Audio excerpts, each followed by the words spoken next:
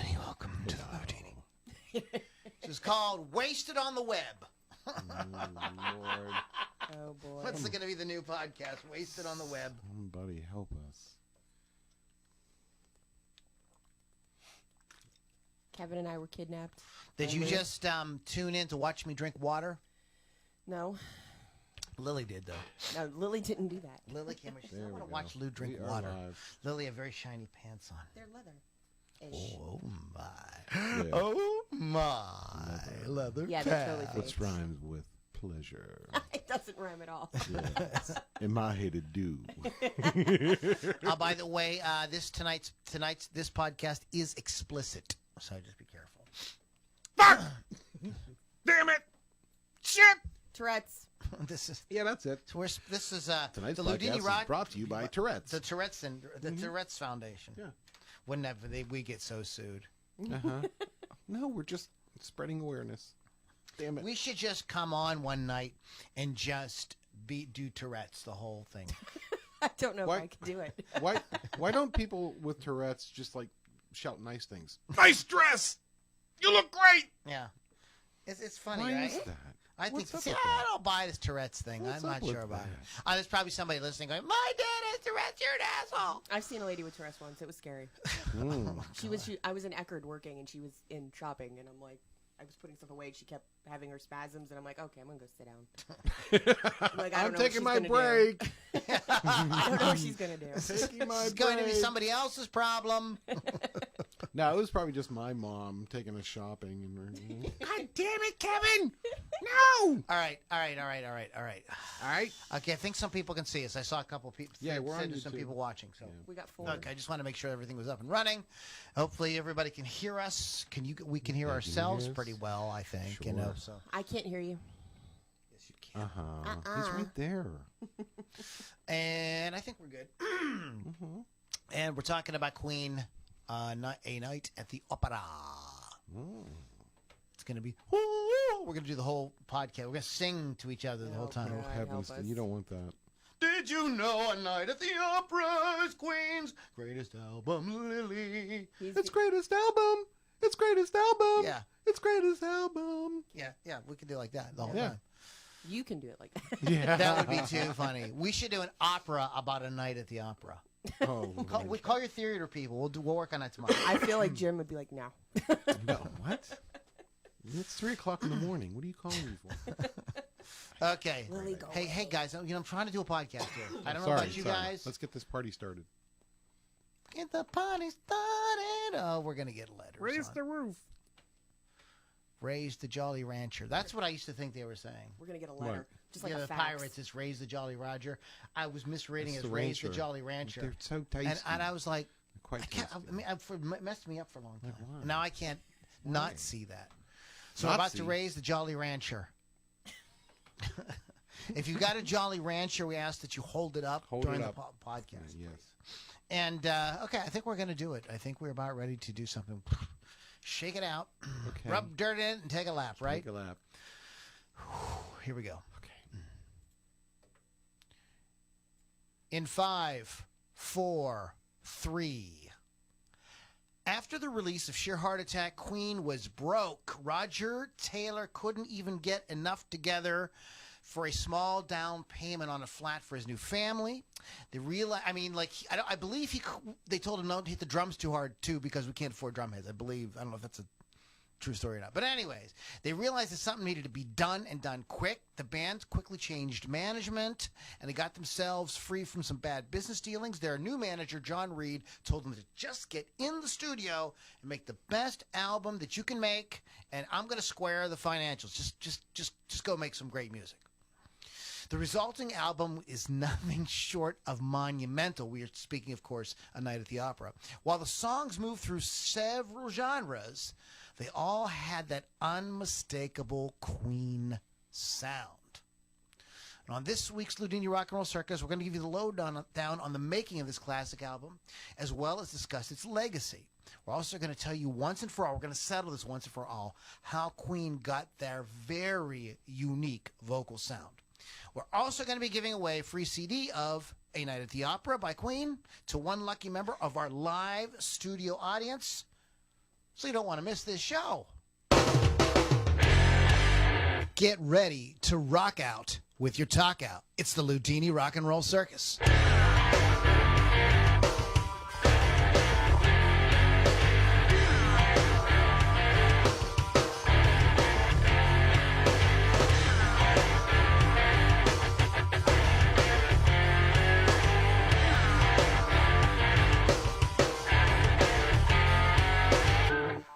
Welcome back, moms and dads, boys and girls, and children of all ages to the Loudini Rock and Roll Circus podcast, where we bring you great, interesting, and wildly entertaining music talk. We pick a subject each week. Sometimes it's a versus, like Eddie Van Halen versus Jimi Hendrix. Sometimes it is a top 10 songs that made people want to have babies. A topic like that.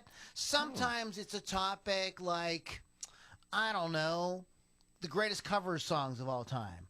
Or topics like maybe the children of classic rockers who are putting out music right now.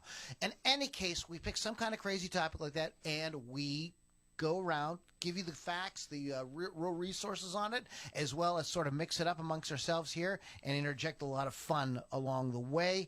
And if you're joining us live, thank you so much. We also mix it up with our live studio. Yeah. I hope they're live. Yeah, exactly. Sorry, guys, I'm a little messed up because right before we started, I broke the internet. And you didn't notice because it caused time freeze. Oh, you know, you thought you were just doing the internet, but what happened was you're like, and everything stopped. I fixed it. Took me about 2 minutes, Yeah. And then everything reset itself. So now you're back. So. You know, these are the things that happen. I want to give a shout out to Wolf's Customs. Wolf'sCustoms.online. They do great, and I mean really great, really unique stuff with your musical instruments with different finishes and designs and things like that. So check them out. Go to Wolf'sCustoms.online. RockRageRadio.com is a place you want to go to download the app and listen to great music 24/7, as well as getting to hear the Loudini Rock and Roll Circus and Hot Licks with Lily Six. I am on Thursdays, 6 p.m. Eastern Time. It's an awesome show. I do interviews and play music, and that's what I got. Okay, good. So you definitely want to check that out. Our websites are LoudiniRockandRollCircus.com as well as LouLombardiMusic.com. This gives you access to our Inner Circle group where we do this show live, and you get access to winning things like we're going to be giving away a CD tonight. LouLombardiMusic.com, LoudiniRockandRollCircus.com, lots of cool stuff there, music, exclusive music, as well as our private Facebook group where we just have an awesome time, guys. It's all about the music. Am I doing something bad? No, Okay. I was just making faces at everything. Oh, okay. I was matching what you were saying. I'm like, oh man, I must be really screwing up. no. So this thing right here is a little bit of a glare, but this is a CD copy. And by the way, I just read this is state-of-the-art mastering by Bob Ludwig. Oh, yeah, Bob Ludwig. Yeah, he's very good, you know. So we're going to be giving this away to. We're going to tell you what to do. We're going to have you probably pick a number, do something like that, and we're going to tell you. So nobody start doing things right now in the comments. No. Like last time.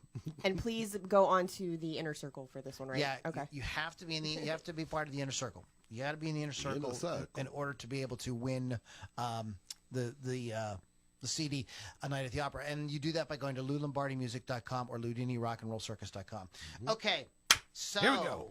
Come on now. Lily is here, Rock Rage Radio Lily. And Lily, did you do anything fun or interesting this weekend? I did. I went to the Irish Festival Oh, over in Sandcastle, which is in Pittsburgh, PA, and I had some food and drink, specifically Guinness and gin and Irish stew. Didn't hear any of the bands, didn't stay as long to hear any of the bands, but I'm sure they were great. I know it was the Bastard Bearded Irishman and the Wild Geese that are actually two really great bands. And I also saw the band Fozzy at Jurgles last night. And how was that? Good. I mean, I'm not a Chris Jericho fan. I know I'm going to be condemned for that, but they were good. He's married to that DJ on Sirius, Tracy Guns. Oh. No, not Tracy Guns. I was No, gonna no, say that- Shannon Guns. Oh, okay. Tracy. He's married to Tracy Guns. Did you know that? No, he's married to Shannon Hey, Guns. hey, I was gonna say It's that's already- new. See, okay, There's see, nothing this wrong is with what that. we're going to do. We talked about this before the podcast, and we're changing the name right now to a podcast. Okay. The podcast is now called Wasted on the Web. Yeah, apparently. 'Cause I should have, when I describe the podcast, I need to include the fact that there's like libations going on. to that. I love that you said libations. He said booze. So, our information for you guys on this stuff might be questionable. Questionable. Oh my God, I started out really good, really professional with that Yeah, well, introduction. It just gets worse. And as we then, go. Yeah, right down the toilet. done. Right down the toilet. These things happen. Eat it! I gotta go to the Oh, toilet. jeez, look at this. Oh my gosh. Well, obviously we were talking about that show Yeah, earlier. Yeah. I forgot I have Archie Bunker in here. Archie! Oh. Hey, Archie! Okay, Playing with the... I'm playing with him.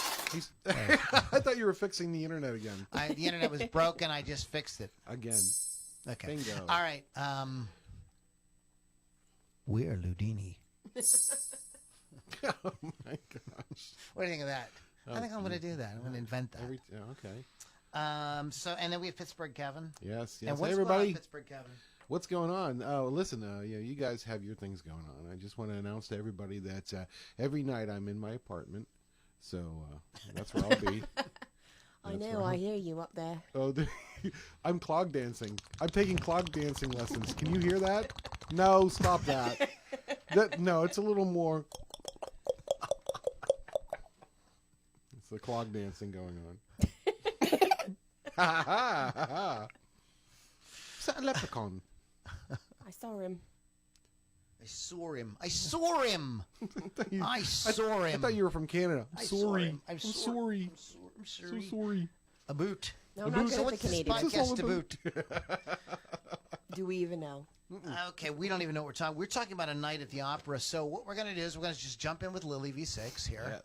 And have her kind of give us the sort of like background lowdown, on the hoedown. The Hoedown. They were going to call the album Hoedown, The album Doesn't match. but they doesn't said we're going work. to call it a night at the opera. It's Yeah. a Hoedown. Yeah. Anyway, A Night at the Opera, Queen, November 21st, 1975. Fourth studio album by British rock band Queen, produced by Roy Thomas Baker, who we talked about on another podcast about producers. It was reportedly the most expensive album ever recorded at the time of its release.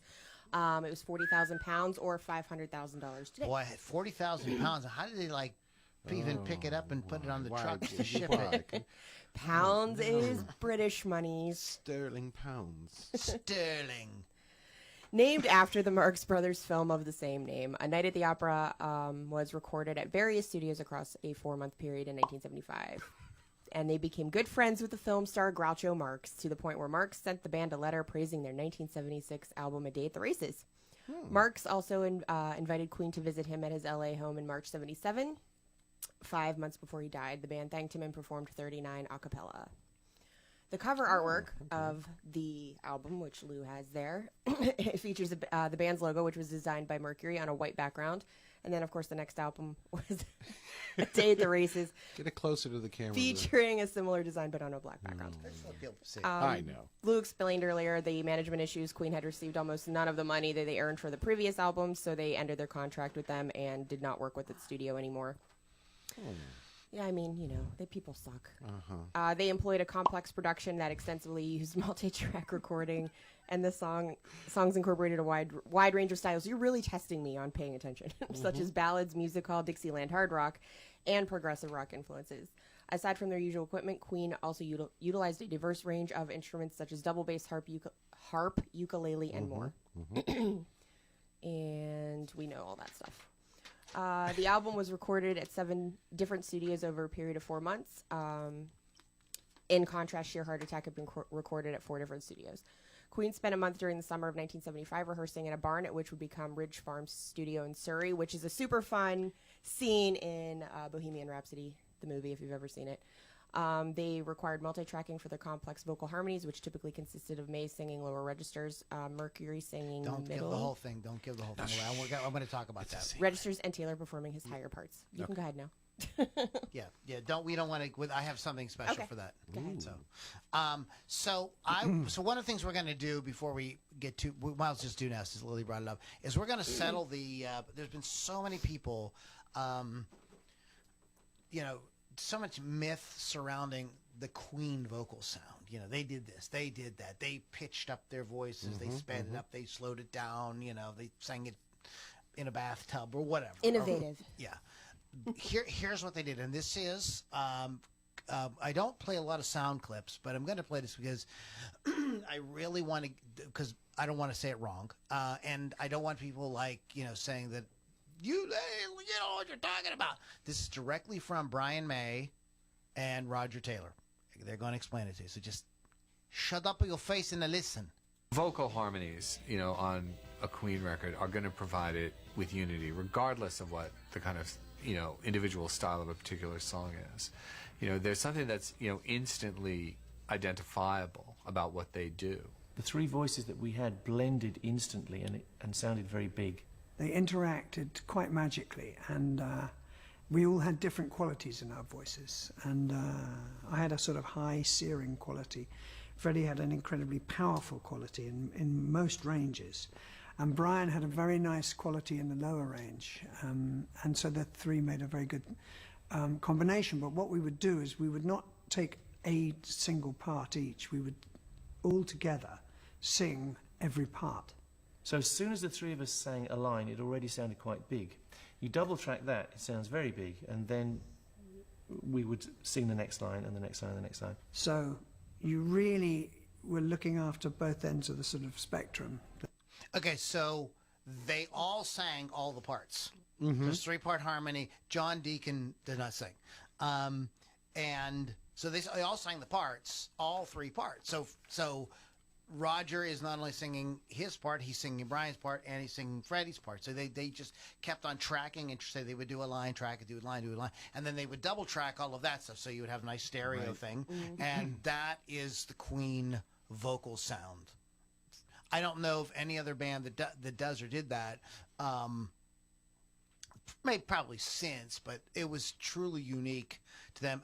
Lots of interesting production techniques are employed, and we're going to talk a little bit about what Brian May did on a lot of the songs as well. So we're going to go through song by song and give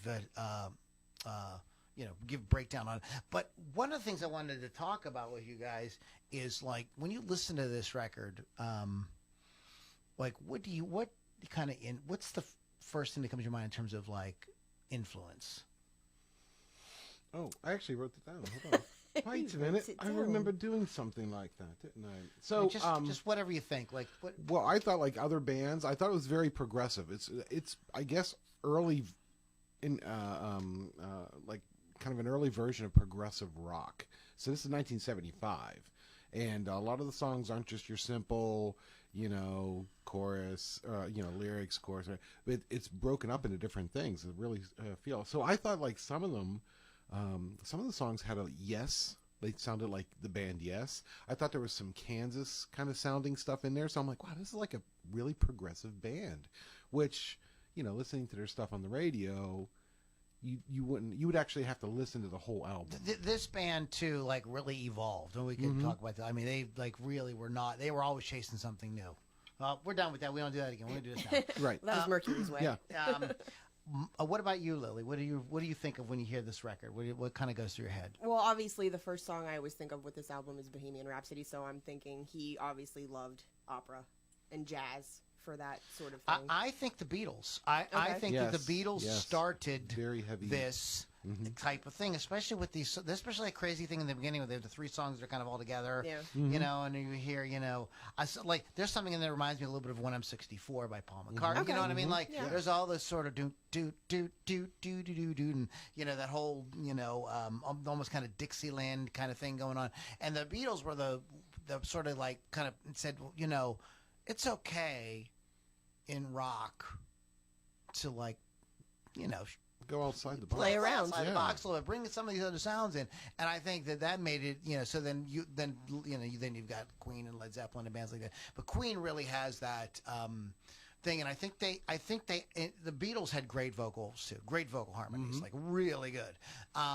That's something that I think people forget about the Beatles. They had a really good vocal harmonies, but what Queen did was they evolved that. Like they took like everything the Beatles were doing like to like the next level. Right. You know. So some of this reminds me of Sgt. Pepper's in some places and things like that. It just has that because it's so good.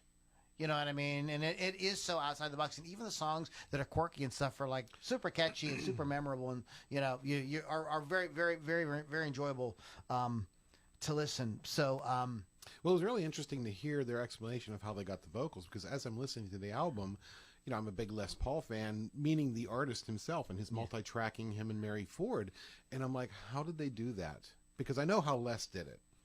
And I'm like, did they do the same thing? But it was really interesting to hear them explain, you know, they all sang together. And I'm like, oh, that's what made it so distinctive. yeah, all singing, all three parts.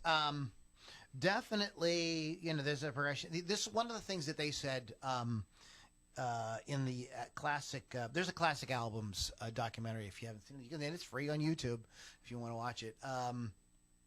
Is that they were one of the things they were doing was they were playing the studio, and this is a thing that bands. This is the Beatles, of course, like invented that. You know, with like leaning on the tape machine to get the flanging effect, and you know, doing stuff like that. What was the, you know, the constant like overdubbing and layering and things like this. So the Beatles were the sort of first ones to really kind of play the studio. And again, Queen, and like what's so interesting is like that has continued on and on and on and on. And was recently listening to a Rick Beato talk about, he was playing the top 10 alternative rock songs on Spotify, and he was kind of going through them and talking about them.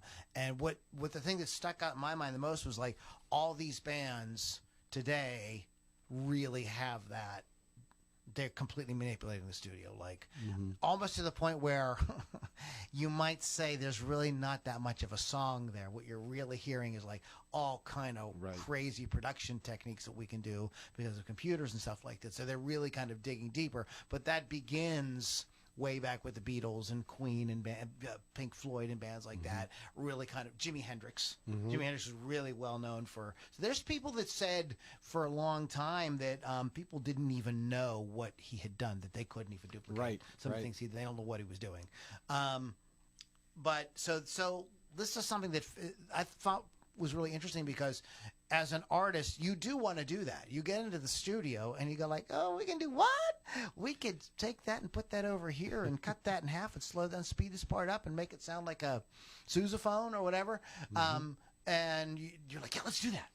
Yeah. So it is, and there are just, and especially today with the way music is produced, they're just, it's just up to your imagination, like what you can come up with. But the cool thing about Queen is that while they were doing that, this is called talent. You've got 4 incredibly talented guys. Even though Roger Deakins doesn't sing, he's a songwriter. That is real talent, like really having a songcraft, and really having your vocals together. That's something, man. If you're in a band, if you could have killer harmony that never goes out of style, everybody loves that. It doesn't matter.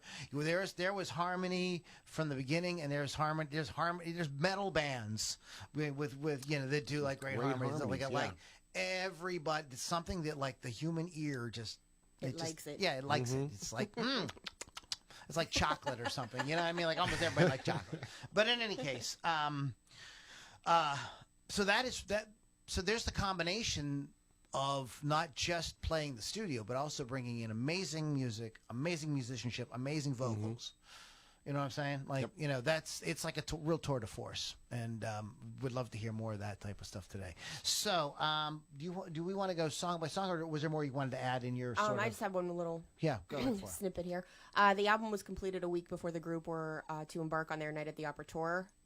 This resulted in a 36-hour mixing session, because they wouldn't have time to rehearse the set list before touring.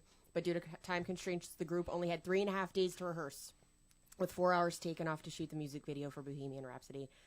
So the tour spanned 1975 and 1976 and covered the UK, the US, Japan, and Australia. So they had 0 time to rehearse. I mean, I don't know how many times bands rehearse here for shows, but I kind of figure they probably need a little more time. When than you that. when you go out on tour, and I don't know if this is still the thing, but I know for many years it was 2 weeks of rehearsal. Okay. You know, and it was like your job. You got up in the morning and you went to the rehearsal space and you went. You know, it was all day. That's what you worked on. Yep. You know, and bands practice a little bit of inside. Under a peek under the hood, if you will, bands practice what they going to say in between the songs, Really? and who's going to stand where, and I'm going to come over and lean on you during the guitar solo, and you're going to. They have that. No, you don't. You know not who ad-libbed. Let me tell you who ad libs that type of stuff. Dave Grohl, and you see him. It's all over YouTube. There's like all these Dave Grohl fails on stage, because falling off the stage, falling off, knocking the drum set over, all kind of stuff like that. God love him. I love that freaking guy. He's awesome, but he don't rehearse that stuff, and that's what happens. You want to avoid stuff like that happening, so you work that stuff out. And if you're a band, like a big band, like Queen or Metallica or one of these bands with a big show and everything, you got to know like when something cues so that flash pot goes off, or this thing hair happens don't catch on fire. Yeah, your hair doesn't catch on fire. It's like a real job. They work all that they work all that stuff out. So I hope that doesn't disappoint too many people that they go out and see a favorite band and something they think is off the cuff is like, if you go see a band, like if you were to follow them, what You'd they see say night between the after night songs, after you would you'd say be that like, it's pretty much the same. It's pretty much the same. Yeah, pretty much. There's bands that aren't, but it's pretty much the same. You start heckling the band. Hey, how's it going? Insert city here. Hey, tell that guy to get out of here.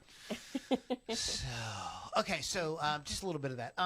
Was there anything else you wanted to No, add? that's okay, all I got. so let's go song by song on this thing. Okay. And check it out. So what is the first one that you have, Lily? Death on Two Legs. What? Two legs.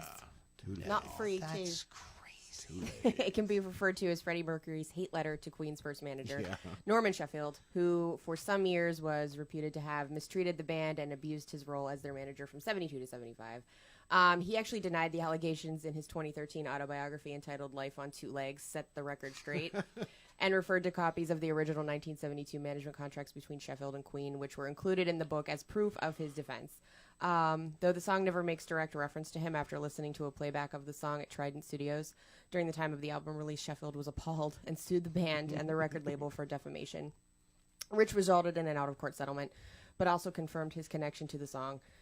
Brian May stated that the band was somewhat taken aback at first by the bitterness in Mercury's lyrics, and described by Mercury as being so vindictive that May felt bad singing it.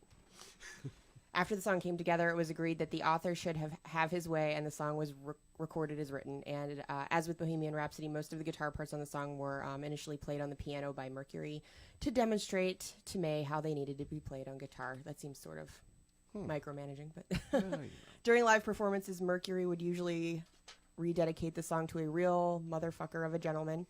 Other than on the live album, he said it was dedicated to a motherfucker I used to know. Death on Two Legs remained on the set list until and well into the Game Tour in 1980 and was then dropped. However, the piano introduction was played during the Hot Space and Works tour. So that was his F.U. I guess I could say it again, huh? Fuck you to the... What's his face? So there's that. Yeah. Sheffield, yeah. Take that. That's when John Reid came in and, like, really... that hurts so many bands. And there's a lot of bands that you go, like, whatever happened to that band? Well, they got some moron. Yeah, managing them. You totally screw them up, and then they were broke, and they were like, oh, we can't do anything now. We're done. You And know they what I didn't mean? probably want to go through that again. Yeah, and then what happens is, and when sometimes there's long hiatus, the guys will go play with other people, Right. And like it's it falls apart. So yeah, that is it's a good jam though. Yeah, I when I was listening to it, I was immediately propelled back into the early 70s because I was alive back then. Oh, really. Yeah. well, both of you were. And just listening to the guitar, and it reminded me that I first got interested in the guitar after hearing Killer Queen and trying to figure out what that was. Is it a violin? What is going on there? And it was Brian May's Red Special, which if you guys are gearheads, Nope. that's his red guitar. That's all right. That's his red guitar that you often see him with. Like 99.9% of the yes, time, unless he's playing yes. acoustic or something like that. Yeah. Yeah, and when he was a young man, a kid, he could not afford a guitar, so his father and he built that. Yeah. Oh. Yeah, he built Fancy. that. The neck is actually the mantle, the wood from the mantle of his home. Oh. Yes, That's yes. nice. I also read that I know a lot about this guitar. Go ahead, talk about it, because this I is love really, this this is really guitar. important. I wanted to kind of focus in love on this this guitar. anyways. He wired it himself. He learned about electronics, wired it himself, but he wired it in such a way. After seeing Jeff Beck using feedback, he actually kind of constructed that guitar so it would feed back. So that's how he gets a lot of his sounds. But he has just the way he has it wired, in phase, out of phase for you musicians. You know, he has all these little switches. I had one. I had a Burns copy, and it was wired the exact same way. And there was just so many sounds you could get out of this guitar. But listening to this opening guitar solo on Death on Two Legs, it just reminded me of being a kid going, what is that? Now I know. That was the other thing about Queen. You know, in addition to this insane like vocal thing that they did, that guitar sounded like nothing and else. still Yeah. sounds like. There's really nobody that can play like him because of his sound. You know what I mean? Like it's like just the way what he's able to what he's able to coax out of it. And there is there's a very delicate song later on the album. I think it's "Love of My Life," Yeah. where there is just this touch of that guitar, and it's beautiful. It sounds like a sort of like a kind of like a crying violin or something in the Exactly, background. It's, right. and just it's that guitar, and you know how he's able to manipulate it, how he's able to like really leverage it for like to get the most out of it. Great. So that's the first track. So what's that? By the way, we're gonna go long, guys. You guys are watching live. We started a little bit late, so don't worry. Nobody And panic. nobody panic. First rule in a crisis situation. And don't forget, we're going to be giving this. What movie is it from? Say You it forgot again? the first rule in a crisis situation. Twins. Twins. Yeah. Oh, very good, Lily. Twins. But we're going to be giving away a copy of Night at the Opera. So stick around, guys. Stick around. So what do you got? The next one is Lazing on a Sunday Afternoon. Now, wait a minute. Isn't that a song by the Kinks? Lazing on a sunny. Yeah, I guess so. It's Well, sunny. it's sunny. It's Oh, sunny. It's not okay. Sunday. See, it's You're good. fine. That's how they Scary. got it. You know, I That's how was they got by. before we talk about the song, I have an idea for a future podcast. Oh boy. Oh, boy. Famous songs that have the same name. That's a good one. Yeah. look at I know a lot that. of those. Yeah, There you like The go. Pretender. Mm-hmm. When I first saw, The Pretender, the Foo Fighters, because Dave Grohl's famous for covering everything. Right. I thought he covered the Jackson Brown song, Guess The what? Pretender. No, Not so much. completely different. Okay, go ahead, Lily. Another song by Mercury. He played piano and performed all of the vocals. The lead vocal was sung in the studio and reproduced through headphones in a tin bucket elsewhere in the studio. A microphone picked up the sound from the bucket, which gives a hollow megaphone sound. The guitar solo is also reported to have been recorded on vocal track, as there were no more tracks to record on, as explained by producer Roy Thomas Baker during the classic album's documentary. Roy Thomas Baker. He's one of the three name people. Oh my goodness. His name is Roy Thomas Baker, and I don't care who knows it. He's got 3 names. I hate all of 3 you. names. 3 of them. I've only got 2. He's got 3. You've got 3, you just only used 2. Oh. It's a technicality, isn't it? Like I'm Lily Van Six. Just like that. There it is. Wow. There she blows. Oh, hey. You fed blow. I did say Yeah. that. Are you done? With I'm done now. So let me tell you something. Go ahead. I'm listening to this song. One word comes to my mind. Whimsical. Yes. It's very whimsical. It is a Now. whimsical song. It's like, I like to ride my bicycle. After that, as I do with my fingers here, after that came 2 more words. And see if you agree with me. Monty Python. Yeah. Oh, Doesn't well, it have a very yes, Monty yes. Python feel to it? Yes. And I'm That's like, when I was what in were the they shower, doing? And I was going, every sperm is sacred. Every sperm I'm a lumberjack. is And gold. yeah. It's I'm a lumberjack. very, I'm and okay. I'm like, Sleep all night anyway. huh. Welcome to the put on nerdery. I put on women's clothing and hang a rod in bars. He puts on women's. what? Wait. Yeah. Yeah, I'm like, wow. And I wonder if that was intentional. I wonder, not necessarily emulating Monty Python, but just that kind of British kind It's of that kind of humor. That humor. Yeah, exactly. Yeah. Yeah. Wow. Now, when they get into Benny Hill, I might have to draw the line. Uh-huh. Oh my god. Benny Hill was this like very subversive show that came on like Channel 22 or something like that after school, and it was BBC. on around that time. You got him from school, you're like kind of dicking around, dinner's not ready yet, you know what I mean? You put something on, and like so kids would watch it, but it had a lot of dirty jokes. A lot of in it. adult humor to it. I didn't watch it while it was new, just to clarify. And I remember our health teacher, Oh, boy. Mr. Shannon, Yes. lecturing us about. He goes, "I know some of you go home in the afternoons and watch Benny Hill. Now explain to people, we went to We went to Christian high school. Christian yeah. high school, yeah. So Benny Hill was kind of taboo. You know. I stopped that in 8th grade. I was done after that with Catholic schools. Okay. Religious yes. schools. Yes. Oh, we're gonna do it. What I was going to do is give them the. Give them the. Let's okay. wait a few more minutes.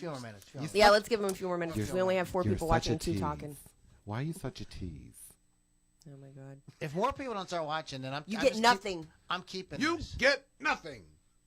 Good day, sir. You lose.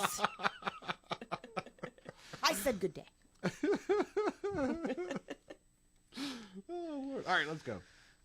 You want to do the next one? Oh, please. Or is there something more you want to say about this? I've got nothing unless you've No, got no, something. no. I'm ready for Next. the next one. I'm in love with my car. And I actually am in love with my car, but it's amongst Roger Taylor's most famous songs in the Queen catalog. The song was initially taken as a joke by May, who thought that Taylor was not serious when he heard a demo recording. The lead vocals were performed by Taylor on the studio version and all released live versions. The revving sound at the conclusion of the song was recorded by Taylor's then current car, an Alfa Romeo. Fancy pants. The lyrics were inspired by one of the band's roadies, Jonathan Harris, whose Triumph TR4 was evidently the love of his life. The song is dedicated to him, with the album saying, "Dedicated to Jonathan Harris, a boy racer to the end." When it came down to releasing the album's first single, Taylor was so fond of his song that he urged Mercury to allow it to be on the B-side of Bohemian Rhapsody, Wow. which it was. It generated an equal amount of publishing royalties for Taylor as the main single did for Mercury. The song was often played live during the 77 to 81 period. Taylor sang it from the drums while Mercury played piano and provided backing vocals. It was played in the Queen plus Paul Rodgers tour in 2005 and the Rock the Cosmos tour in 2008. Taylor would again play the song for his concerts with the Cross and solo tours, where instead of drums he played rhythm guitar. And I'm going to knock over my drinks.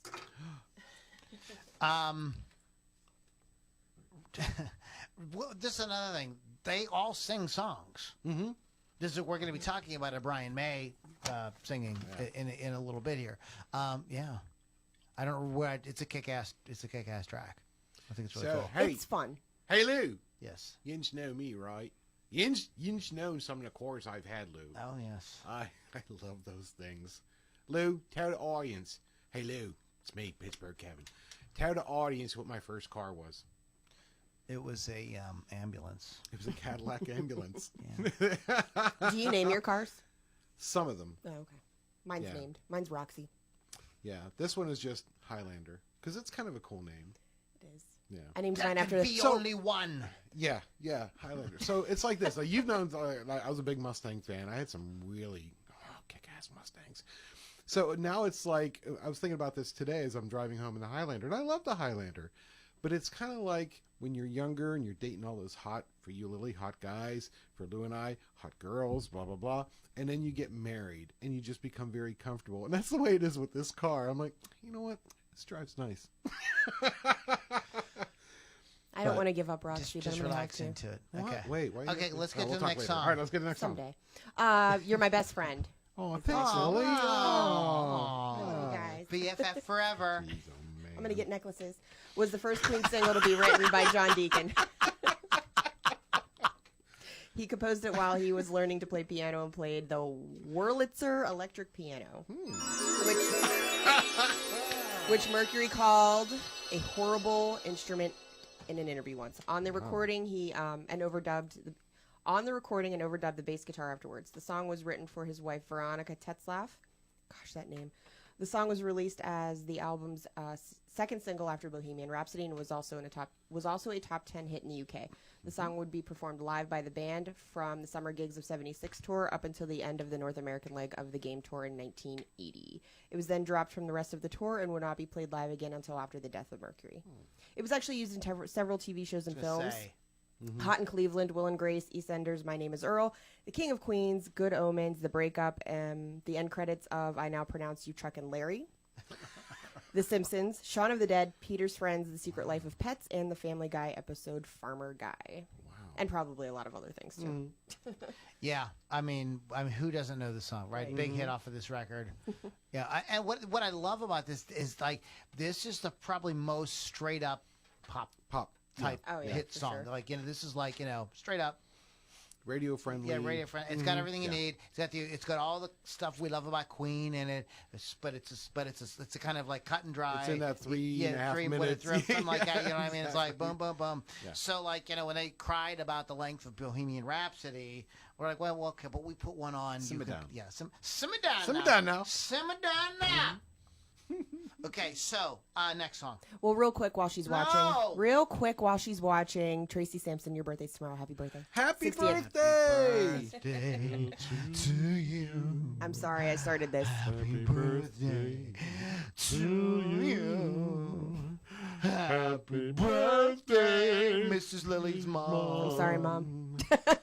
Finish it up. Happy birthday to you. Anyway, the next song is 39, which is my age. Was May's attempt to do sci-fi skiffle. 39 relates to the tale of a group of space explorers who embark on what is, from their perspective, a year-long voyage. And the nerdery is going to happen here soon, I'm sure. Upon their return, however, they realize that 100 years have passed because of the time dilation effect in Einstein's theory of relativity, and the loved ones they had left behind are now dead or aged. Right. May sings the song on the album with backing vocals by Mercury and Taylor. During live performances, Mercury sang the lead vocal. May had asked Deacon to play double bass as a joke, but a couple of days later, he found Deacon in the studio with the instrument, and he had already learned to play, so challenge accepted. Interesting. George Michael performed 39 at the Freddie Mercury tribute concert on April 20th, 1992. Michael cited the song as his favorite Queen song, claiming that he used to busk it on the London Underground. Recently, Queen have included the song in the set list on the recent tours with Adam Lambert and Before Lambert with Paul Rogers. And for all of these tours since 2005, it is sung and on his album by May. Sung on his album by May. So yes, that's all. Yeah. Well, it's funny you bring up the double bass because I'm listening to it. I'm like, it has almost like a country music feel to it with that bass line. Yeah. Do you agree, Lou? Yeah.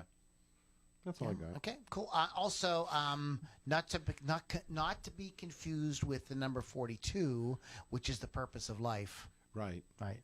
It's almost there. 42. It's almost there. It's 42. Yes. My God. For those of you who are Hitchhiker's Guide to the Galaxy's fan. Thanks for all the fish.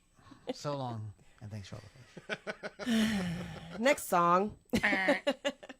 Sweet Lady. What? Yes. No. That's me. Oh, gosh. Oh, come on, no. Distortion-driven fast rocker written by May. According to an online source, Roger Taylor once said that because of its unusual time signature, Sweet Lady was the hardest song for him to play live on the drums. Does that sound right? Yes. Okay.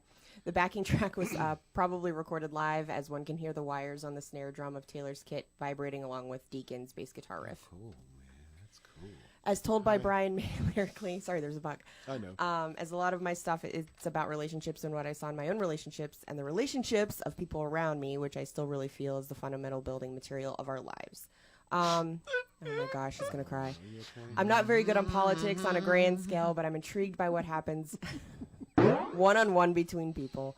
I think some of those are the strongest forces in our lives, so that's what the songs are about. The song would remain on Queen's live set to its last performance in June 1977. Like many Queen tracks performed live, the song has never been released on an official live album. What's up with that? Oh my gosh, you just love playing with that. Yeah. Have you ever heard the Paul Rogers, Roger Waters. Yeah, the Roger Waters version of Queen. No, That'd be interesting. The Paul Rogers Yes. Queen stuff. It's interesting. And it was I have interesting not. because he doesn't try to sound like Freddie, but then it shows you just how good those songs are. Yeah. You know? Yeah. It's like, wow. And I mean, Paul Rogers is an amazing singer. Mm-hmm. I don't know if he's a great singer for Queen, but he's a great singer. No. So, I'm sorry. I was Go gonna, ahead, real quick before we continue. do this thing. So, Sweet Lady, I'm listening to it. Tell me if I'm wrong. Doesn't it have kind of an old Rush feel to it? Just the changing. Oh my God. Shut you up. Have, like, Hey, Rush. listen. What's it called? Oh, sorry. Rush Fever. Right. Rush. What's that thing called? Where Envy. You see, Rush envy. I wish I had Rush. I wish I had a Rush. Oh my God. But no, am I correct? There's changing time signatures. There's a heavy guitar driven. Don't make me start yelling like I did about "Go Your Own Way." Oh my God. Man, I don't know. All right. If it was like Rush, I would hate it. Oh, stop. It's not it. exactly like You Rush. like stuff that's like Rush. That's not Rush. Oh, excuse me. Which one of those was not a sound effect? Nice. Oh, you guys are too much fun. We're having too much good time. We're just screwing around. I All right, apologize. you gonna do the giveaway? Yeah. let's Come do the on giveaway. now. Okay. Come on. All right, now. everybody People pay are attention who's watching Please pay on attention. the inner circle. Okay, so wait. So here's what we're gonna do. We have a number written down here. We all know what it is. It is a number between 17 and 37. Mm-hmm. So what we want you to do is this number between 17 and 37. And we want you to put in the comments, pick one. You can't pick 10 numbers, Michael Goltz. Just kidding. I love Michael. I'm just go around. So just write it, put it in the comments, and then we're going to do the next song, and then we'll check here in a minute. So go ahead. What do you got? Ready, 1, 2, 3, go. Seaside Rendezvous. Written by Mercury. It's notable for, side. Yeah. It's notable for the mock instrumental bridge section, which begins at around 51 seconds into the song. The section is performed entirely by Mercury and Taylor using their voices alone, which I did not know until I did my research on this. Mercury imitates woodwind instruments, including a clarinet, and Taylor mostly brass instruments, including tubas and trumpets, and even a kazoo. Wow. During this section, Taylor hits the highest notes on the album, C6. I don't know what that means. The tap dance segment is performed by Mercury and Taylor on the mixing desk with thimbles on their fingers. So this was one of those playthings. Mercury plays both grand piano and jangle honky tonk, whatever that is too. I don't know what these things are. C6 is the 6th octave above middle C. Okay. It's a vertebrae. Sure. I need to see my doctor to My C6 a little out of whack. And then you have a C-section. Well, if you go to a bad No. doctor, yes. Okay, what's next? We're on side 2. Yeah, side 2 now. The Prophet Song. Oh. Wow, he just keeps sighing and making these noises, these gross noises. It was composed by May. The working title was "People of the Earth." May explained that People of the Earth. May explained that he wrote the song. Like people of the Earth were like everywhere. He wrote the song after a dream he had about a great flood while he was recovering from being ill while recording the Sheer Heart Attack album, and is the source of some of the lyrics. The dream May had was about the great flood. Are we talking about like Noah? Noah, I guess. And lyrics have references from the Bible and Noah's Ark. Okay, yeah, account. He spent several days putting it together and includes a vocal canon sung by Mercury. The vocal and later... what are you sighing for? we'll talk about it. The vocal and later instrumental canon was produced by early tape delay devices. It is a heavy and dark number with a strong progressive rock influence and challenging lead vocals. At over 8 minutes in length, it is also Queen's longest studio song, not counting the untitled instrumental track on Made in Heaven. As detailed by May in a documentary about the album, the speed-up effect that happens in the middle of the guitar solo was achieved by starting a reel-to-reel player with the tape on it as the original tape player was stopped. Mm-hmm. Gunn, what do you have to say? Sorry, I gave you a paper. That whole canon part, lost me. If I have to hear, now I know, one more time. Oh, that's Yeah. why. Okay. Yeah, that's why. I'm like, get it. oh, why? Yeah, I don't like repetition like that. and it hurt my ears. So you don't like a lot of bands. Okay, let's do one more, then we'll announce the wiener. The wiener. Well, announce We only have one person who picked the number. Somebody's gonna win. Well, then I'm not giving it away. What? We might wait till next week. Uh-oh. I might wait till next week. Yeah, come on, jerks. No, we'll do Love- one more song. Love of Put my your- life. All right. Oh. What was that? One of Queen's most covered songs. Is that what that was? I thought it was something else popping up. I mean, there have been versions by many acts like Extreme featuring May, Scorpions, and Elaine Page. Mercury played piano, including a classical solo, and did all of the vocals with startling multi-track precision. May played harp, doing it chord by chord, and passing the takes to form the entire part. Why are you doing that? I'm playing the harp. Gibson Hummingbird acoustic guitar, which he had bought in Japan, and his Red Special that you talked about earlier. May eventually arranged the song so it could be played on an acoustic 12-string for live performances, which I do love a 12-string. Love of My Life was such a concert favorite that Mercury frequently stopped singing and allowed the audience to take over. It was especially well received during concerts in South America, and the band released the song as a single there. When Queen and Paul Rodgers performed the song, he sang almost none of the words and let the audience sing it all, continuing the tradition. When Queen and Adam Lambert performed it, Brian would play along with to a projection of Freddie singing, which makes me sad. When they performed with Paul Rodgers during 2004 through 2008, Mercury was also projected during the show, but not in a round display as they used with the Adam Lambert. So a round display would be super cool, but any projection of Freddie Mercury doing this song would be cool.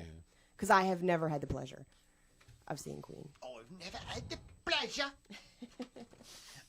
Great electric guitar work on this as well. This is a example where there's this part comes in. If you're not really listening, you could go, oh, there's like a little violin in there, and it's not. It's Brian. What it Very is special. is, and tell me if you, okay, so like the neck pickup on a Les Paul, that distinctive kind of blues, what would you call that kind of tone?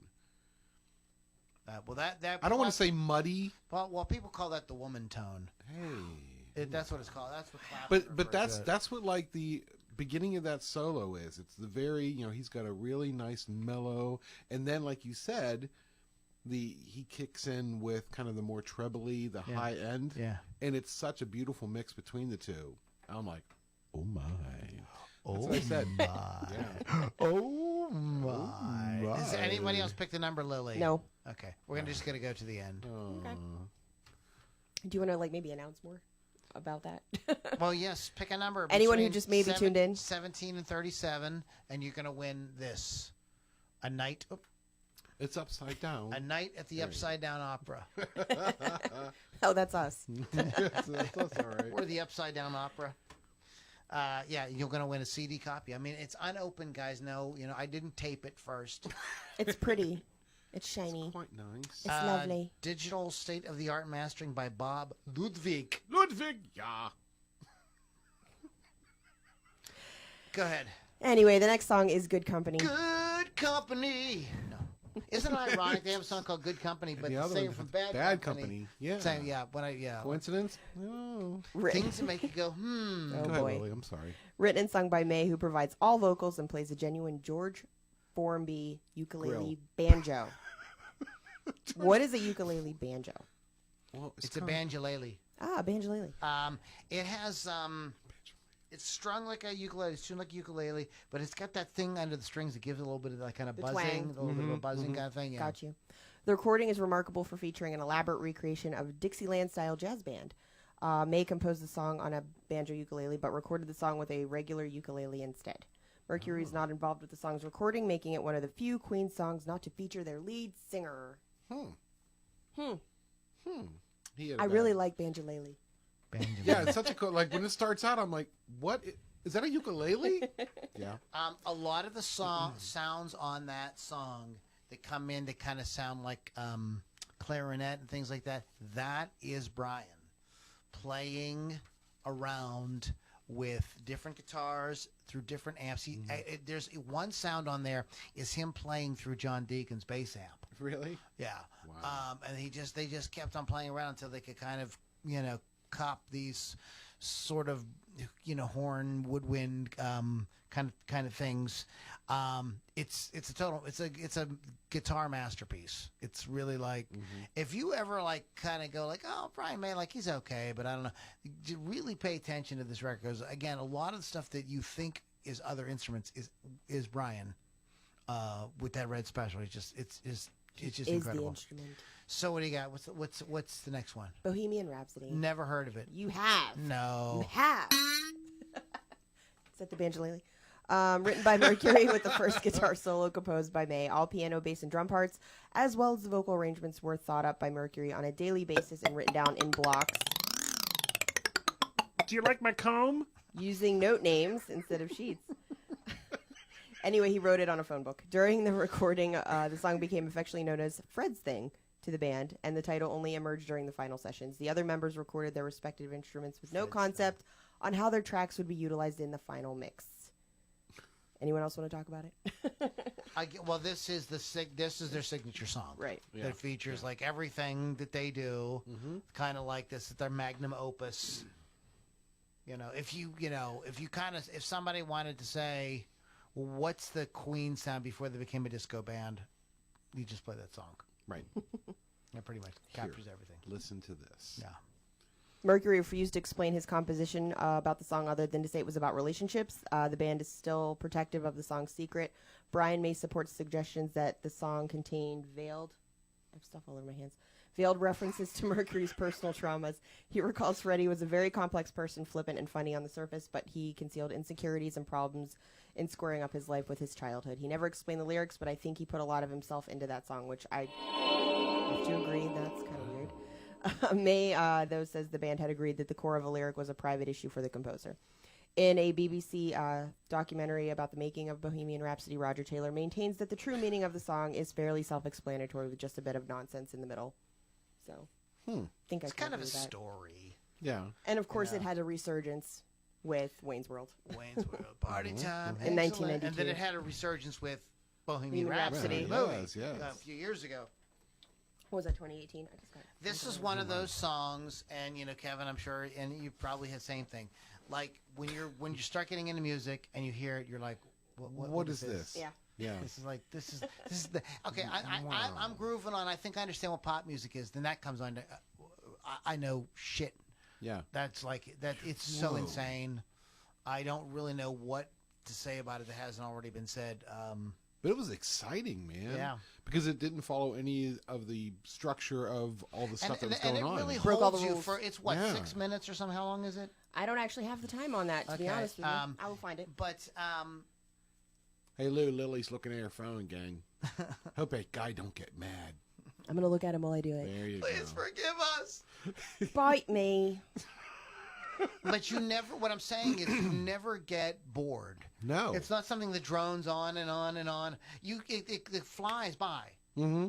And you're kind of looking forward to each section, and they just each section lasts just long enough. Long enough to keep your interest, and then there's something new. Yeah, something new. Yeah. It's 5 minutes and 55 seconds. 5:50, Okay. so almost Yeah, 6 minutes. 6 minutes. Yeah. Yeah. So It's got a little bit of everything in there. it little bit of does. It everything. does go a little bit. Has anybody else participated in the contest? Or No, not? just Bill Damiano. Oh, Bill. And he did not pick the correct number. Okay. Wow, wow, wow. There is one more song. but- There's always one more. Yes, there is. And that's it. Thanks, everybody. Good night. There it is. Okay, good. Okay. If you one more time, if you would like to win a copy of A Night at the Opera, Don't you want to talk about the last song? we're going to. Okay. But I'm just reminding them again. Hey, I did. I want. I get a giant bag of with your name on it. Did you just shush me? Yeah. What do you got, Lily? God Save the Queen. Please, somebody save the Queen. She needs all kind of help. What? May recorded a cover of God Save the Queen, the British national anthem, in '74 before their sheer heart attack tour. He played a guide piano, Queen. which was edited out later and added several Queen. It was the Queen, right? layers of guitars. After the song was completed, it was played at virtually every Queen concert. When recording the track, May played a rough version on piano for RTB, the producer, And Roy Thomas Baker. and Mike Stone, the engineer. He called his own skills on the piano subpar at the time. He performed the song live on the roof of Buckingham Palace for the Queen's Golden Jubilee in 2002. That's nice. May had stated that he performed the song on the roof of Buckingham Palace as homage to Jimi Hendrix's version of the Star Spangled Banner. Yeah, I got that drift. Yeah, sure. Legit. Sure. And there it is. Yeah, that. There you are. God save. I don't know. Yeah. Okay, Queen. God save the Queen. Oh, I never made the connection. So it's like a like a double meaning there. Oh, all your papers are everywhere. I was trying to be dramatic.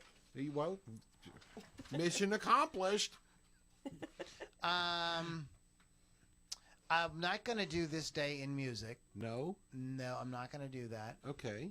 But I am going to do. What are you gonna do? Let me tell you what I'm going to do. Tell me I'm now. going to tell you what I'm going What to are do. you gonna do? Oh my God. 1975.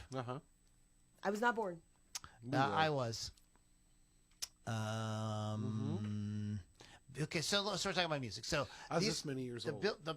The Billboard #1 songs. Yes. Angie Baby by Helen Reddy. Ooh. Lucy in the Sky with Diamonds by Elton John. Right. Mandy by Barry Manilow. Please Mr. Postman by The Carpenters. I love that song. Laughter in the Rain by the one and only Neil Sedaka. Yes. A Fire by Ohio Players. You're No Good, Linda Ronstadt. Pick Up the Pieces, Average White Band. Best of My Love, The Eagles. Have You Ever Been Mellow? Yeah. Olivia Newton-John. Black Water by the Doobie Brothers. My Eyes Adore You by the Frankie Valli. Lady Marmalade. I love La that one. Belle, as in Patti LaBelle. Loving You. Minnie Riperton's been parodied on South Park and things like that. Philadelphia Freedom by the Elton John Band. Oh. Wow. Did they ever go on to do anything else? Do you know this? Remember this one? Here we go. Hey, won't you play another? Oh my Somebody done somebody wrong song. I know that one. B.J. Thomas, who just passed away this past year. Yes, God bless. He Don't Love You Like I Do, by Tony Orlando and Dawn. I love Dawn. Goodness. Wait, you forgot Tony Orlando. I don't love him. Okay, then. Shining Star by Earth, Wind and Fire. These are all like classic tunes. Before the Next Teardrop Falls, Freddie Fender. Thank God I'm a country boy. Yeehaw. John Denver. Sister Golden Hair by America. By America, yeah. Love Will Keep Us Together by the Captain and Tennille. This is like a classic stuff. Listen to What the Man Said by Paul McCartney and Wings.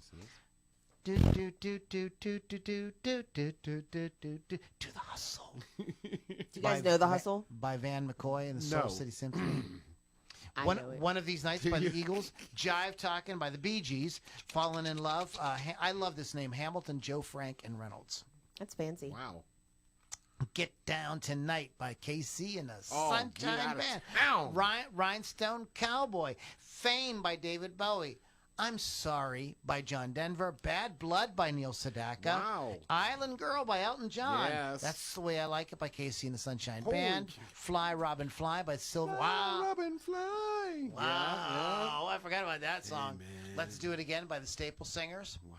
So, like, those were the big songs. Those are all the #1s.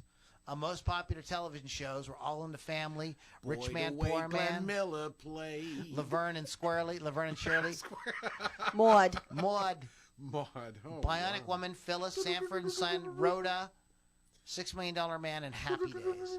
All good shows. Yep. Sunday, Monday. Awesome. Days. Best film Oscar winner was Godfather 2. Wow. And Musical. what was that? Broadway, The Wiz. Broadway show, whatever. Yeah, the Broadway show is The Wiz. Why would you have a Broadway show about going to the bathroom? There's a double meaning in that. Is there? Hey now. Pet Rocks came out. I had one of them. Yeah, there was a Pet Rocks, Caring for Pet Rocks, invention created by Gary Dahl, but also claimed by PCM website owner Joe Hummel, who sold them as a preteen in the early 70s. Betamax videotape was invented. The Herman Goltz company introduced the gourmet jelly bean. Oh, wow. I love gourmet jelly beans. 1975. Yep. This is wild, wacky The stuff. Ford Ed. F-150 was introduced. Really? 1975. The Kool-Aid Man began appearing in commercials for Kool-Aid, although the smiling picture was the face of Kool-Aid since 1954. Okay. The laser printer was invented. 1975. That's magical. Mm-hmm. Yep. Clayton Moore, who played the Lone Ranger, is a big scandal. Who played the Lone Ranger for 169 episodes and 2 feature films in the 50s, was sued by the Rather Corporation, who owned the Lone Ranger character by copyright. Although forever typecast, he proudly carried the role in character and made appearances as the Lone Ranger. After the suit, he wore wrap-around sunglasses instead of That's the mask. right. That's right. I do remember Nice. that. This is also the year that Jimmy Hoffa disappeared. Or did he? No, he disappeared. Yeah, he did. Yeah. I don't know what happened though. He's not Nah. dead. He's working at Burger King. I was going to Probably say, is. I think I saw him. And one of the famous quotes from 1975: "I'd rather be dead than sing Satisfaction when I'm 45." Who said that? Mick Jagger. It's the Oh, other- Mick. How old are you now? Yeah. 70? Yeah.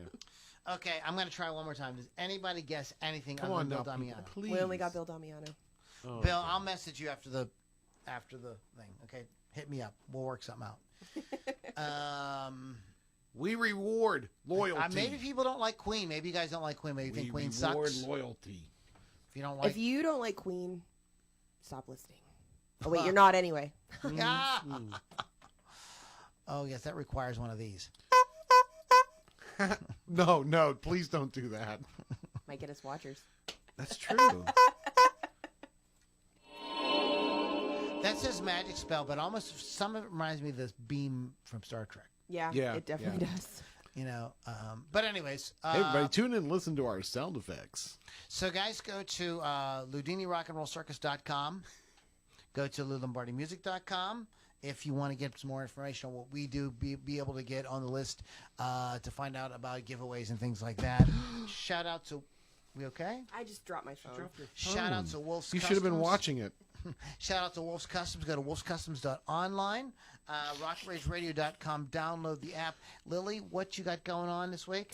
I will be seeing the Butcher Babies on Wednesday at Jurgles, and I have the meet and greet, so I'll be playing Pictionary with them as well. So watch for photos and video of that. Nice. And also listen to my show on Thursdays, Hot Licks with Lily 6 on Rock Rage Radio. You can download the app for free, Rock Rage Radio, or go to rockrageradio.com. Okay, and Pittsburgh Kevin, you got anything you want to add? Yeah, this weekend I want to announce I'll be doing some laundry. So, if you guys want to join me, bring your own quarters. Can you do my please. laundry? I can do your laundry. Okay. All right, guys. Thanks everybody for hanging out with us tonight. Have a great week, and we'll catch you all in the next Loudini Rock and Roll Circus.